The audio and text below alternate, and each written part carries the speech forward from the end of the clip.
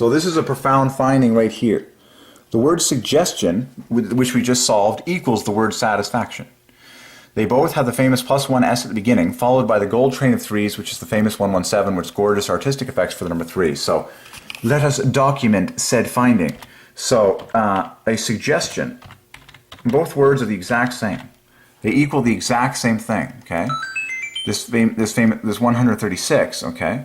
But, and then so when you pluralize, you can talk about many satisfactions or many suggestions. So the gold train of threes is in the center here. Now we already, in the previous video, we solved love plus 9 in the word suggestion. So we're going to do the same thing for the word satisfaction because they equal.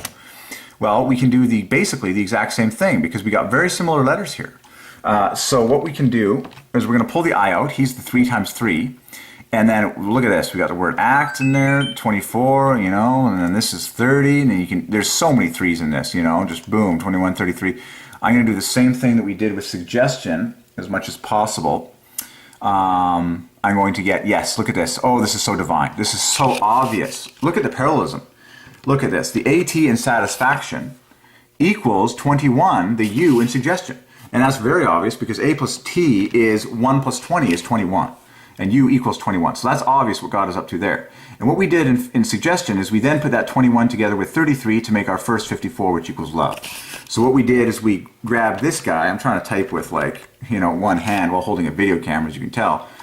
So I'm going back and forth between the mouse and the keys. So there's love number 1, USN. Well, that's genius because we have a 21 sitting right here, which equals U. So perfect. We got another S sitting right here. We got another N sitting right there. Our work is done. We've already found one love, which means there's another love left over.